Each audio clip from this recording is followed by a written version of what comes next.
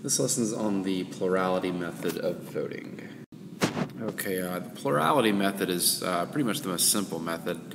It's when all we care about is the first place votes. So the candidate with the most first place votes will win the election, and we're going to call that candidate the plurality candidate.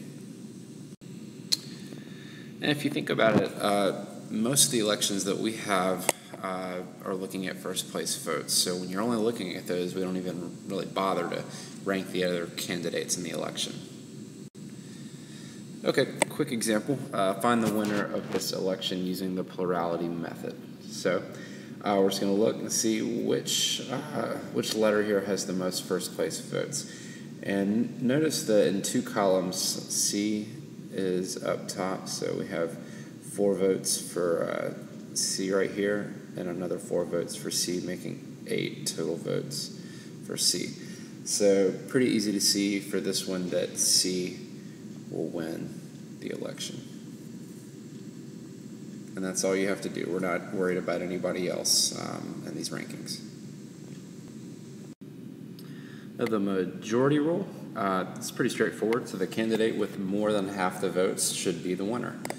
Makes sense. And we're going to call that candidate the majority candidate. So more than half, more than 50% of the votes.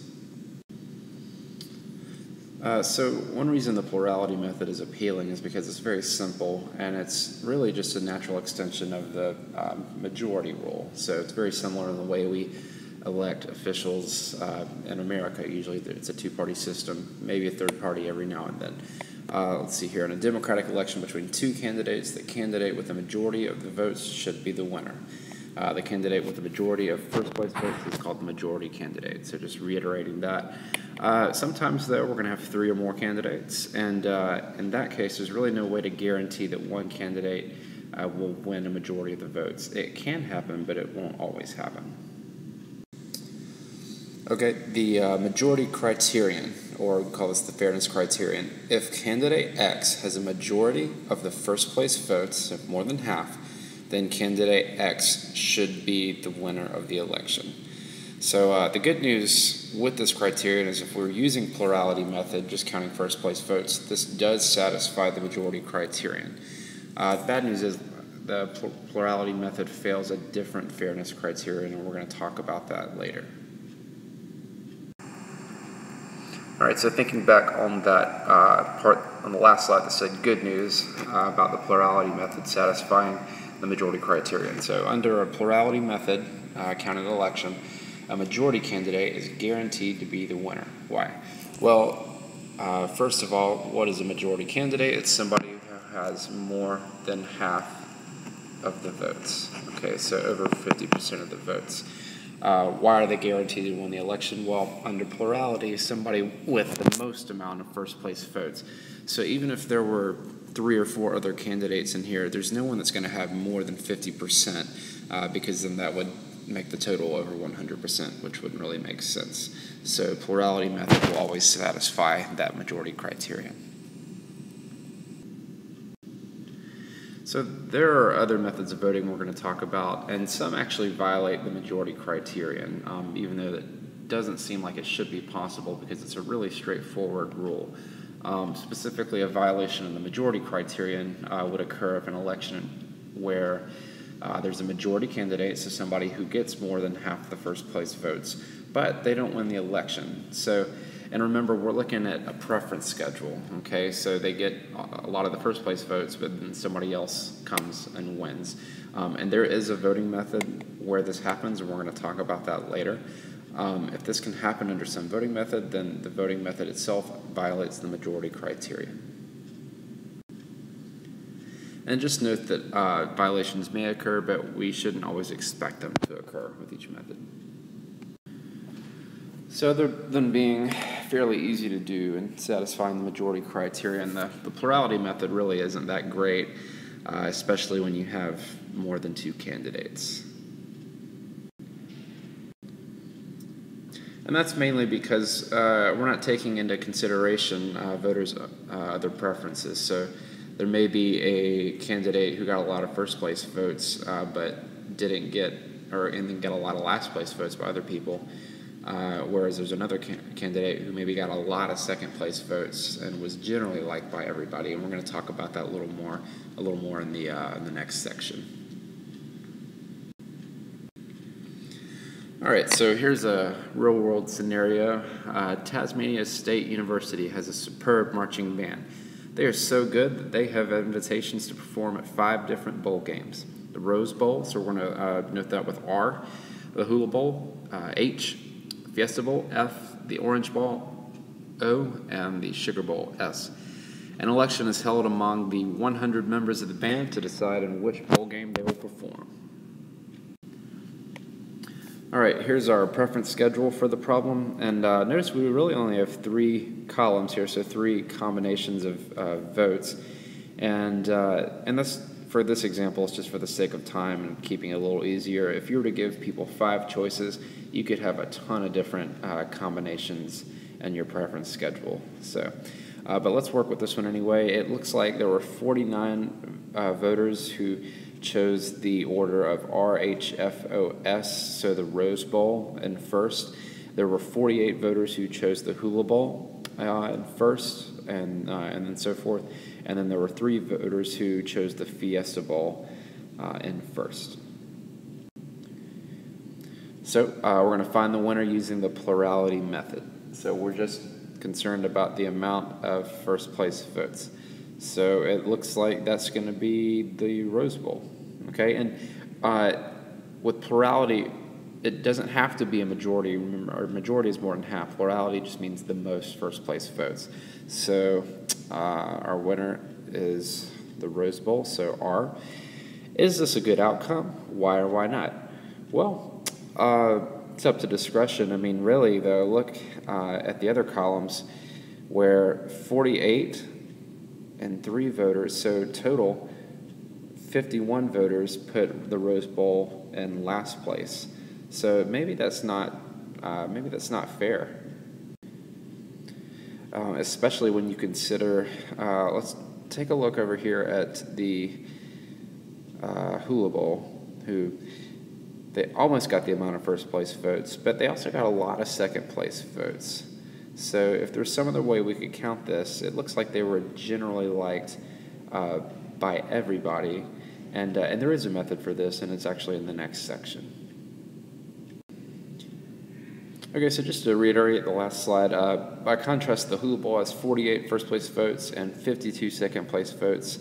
So common sense tells us that the Hula Bowl is probably a far better choice to represent the wishes of the entire band. And in fact, if we compare the Hula Bowl with any other bowl on a head-to-head basis, the Hula Bowl is always the preferred choice. I'll show you what that means here on the next slide. So for example, compare the Hula Bowl to the Rose Bowl. The Rose Bowl, and I think we've really kind of already gone over this, the Rose Bowl has 49 first place votes, but the Hula Bowl has 48 first place votes, so really close. And they're generally liked by all the voters, whereas the Rose Bowl got put in last place by everybody else. So overall, it looks like the Hula Bowl definitely should be the winner. And that brings us to the Condorcet Criterion. If candidate X is preferred by the voters over each of the other candidates in a head-to-head comparison, then candidate X should be the winner of the election. And not every election has a Condorcet candidate, but if there is one, it's usually a good sign that this candidate represents the voice of the voters better than any other candidate. So we're looking at more of an overall preferred candidate for this one. So how do we find a Condorcet candidate? We're going to do head-to-head matchups. So there are 10 of those because there's 10 possible ways we can pair up all the possible candidates. And we're going to look and see who does better against each other. So for the first one, R versus H. If you noticed, there are 49 voters who preferred R instead of H. Okay, so R ahead of H, so 49. And there are 50 voters, or 51 voters, who preferred H over R. So the 48 here and the other 3 here. So 51. So in that case, H should be our winner in that head-to-head matchup. Okay, let's look at the next one. R versus F. So R to F generally liked here better by 49, but then over here we have F to R, F over R here. So once again, the 51. All right, so F is liked better. All right, and our next matchup is R versus O. So we have 49 voters who prefer R to O. But we have 48 who prefer O over R, and 3 more who prefer over R. So once again, 51. R vs. So let's look at the first column once again. R over S, so 49. But then S is preferred over R the other 51 times. Okay. Next, we have H versus F. So H,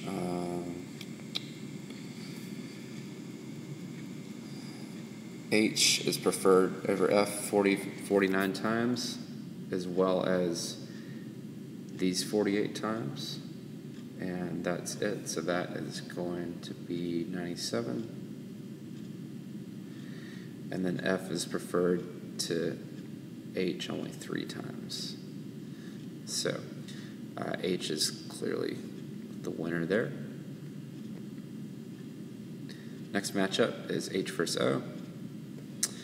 So H is preferred to O here, also preferred to O here, also preferred to O here. So all 100 times, clearly the winner of that matchup.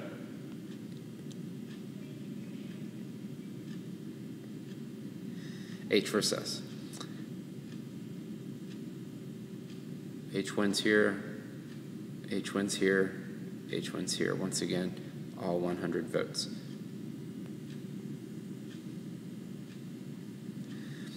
All right, F versus O. So F over O there, and F over O here. So 49 plus 3, that's 52, and that would make 48 for O and over F.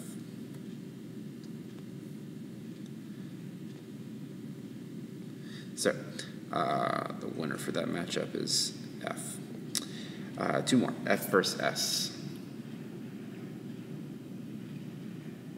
So F to S, and then F over S here, so that's, once again, it's 52. And then S is preferred to F 48 times. So F wins that matchup. Okay, last one, O versus S. O to S, and that's the only time, so 49. The other 51 times, S is preferred over O. So S is the winner. So now, after all that, let's take a look. Who has won the most head-to-head matchups? It looks like H has 1, 2, 3, 4. F has 1, 2, 3. And O just has 1, S just has 1.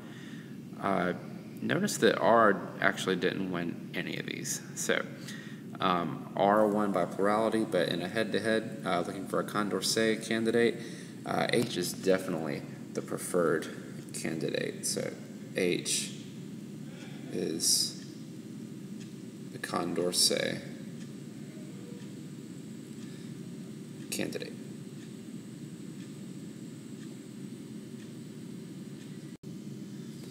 So to conclude that, the Hula Bowl was the Condorcet candidate, but under the plurality method, the Hula Bowl is not the winner. So therefore, the plurality method violates the Condorcet criterion.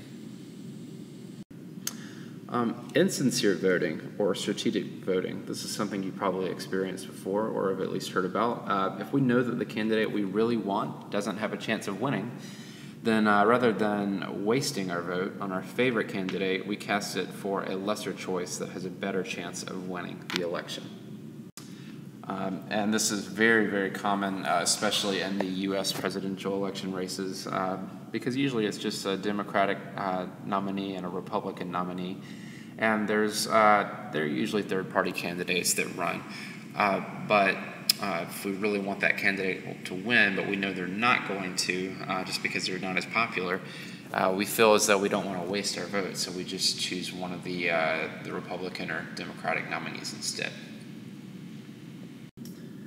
So, for example, back in 2008, when Barack Obama ran for president, Jill Stein was a candidate as well, just clearly not as popular. So say there was somebody who thought, man, I really wish I could vote for Jill Stein, but I know she doesn't have a chance to win, so instead of wasting my vote, I'll just use it on, I'll vote for my second choice, Obama, instead. All right, so back to that marching band example. Remember, there was one column, there were just 3 voters who had this certain combination. If the people who voted for the Fiesta Bowl as their first choice realized beforehand that it had little chance of winning, but the Hula Bowl, their second choice, had a really good chance, they could change their votes and therefore change the outcome. So this is, of course, before everything is counted, if they found out that their first choice didn't really have much of a chance. And here's what that would look like. So in the blue, we have the original preference schedule. And then notice that if we were to just switch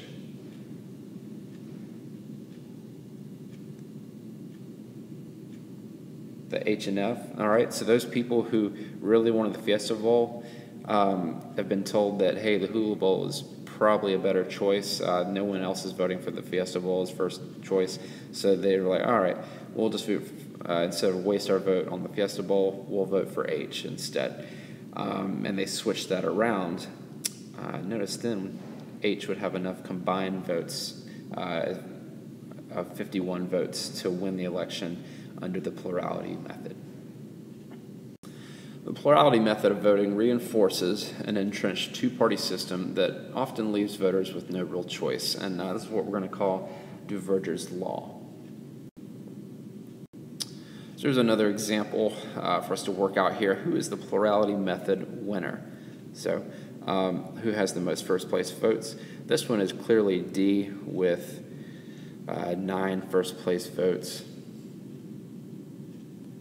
All right, second question.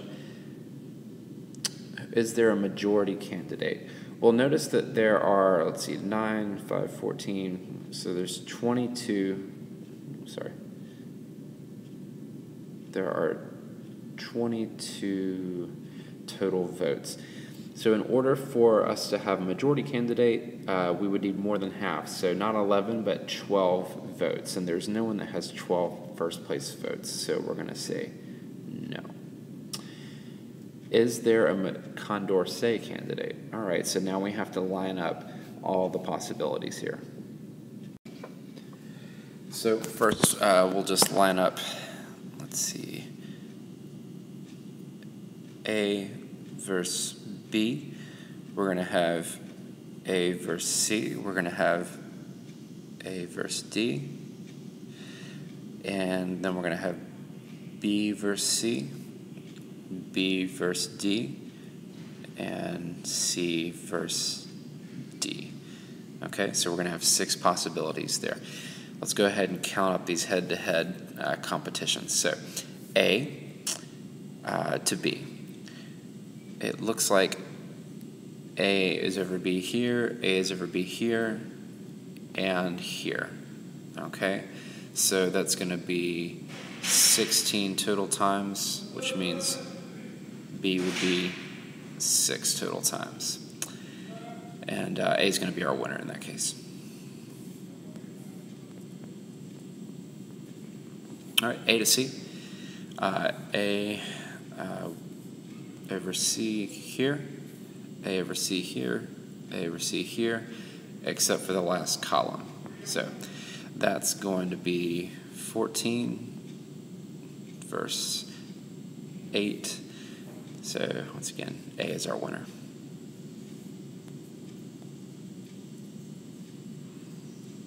All right, next A to D. Looks like A is preferred over D here and here. So 5 plus 8, that's 13. And then D is preferred over A the other 9 times. So once again, A is our winner. B to C. So let's see, the first column, B is preferred to C. B to C in the second column.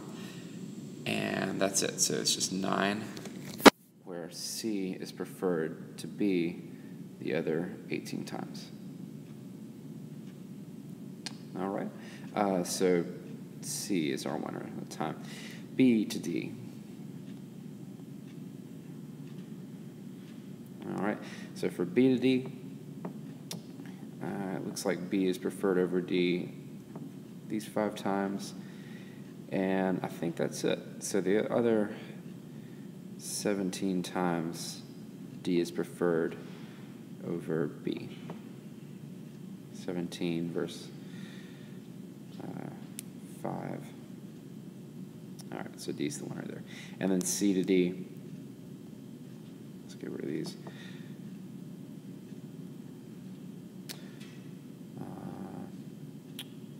5 times C is preferred, also 8 times, so 13.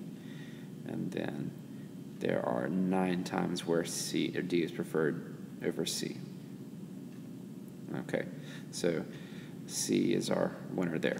So it looks like D won 1 matchup, C won 2 matchups, and A won 3 matchups. So is there a Condorcet candidate? Yes. Candidate A. All right, last example of this section. Consider an election with 456 voters and 7 candidates. What is the smallest number of votes that a plurality candidate could have? So, let's say, for example, that it's a really close election, and everyone's around the same amount of votes. So this, and I'm saying this because we're looking for the smallest number of votes we would need to edge above everybody else. So let's say that we have 456 total, and if there are 7 candidates, why don't we just divide that number by 7? And that's going to come out with 65.1428, so a decimal number. So obviously we can't have 65.14 votes. That doesn't make sense. Now if we have 65, somebody else could come around and get 66 votes. So we're going to round up with this, and we're going to say you could have 66 votes and still win the election just barely.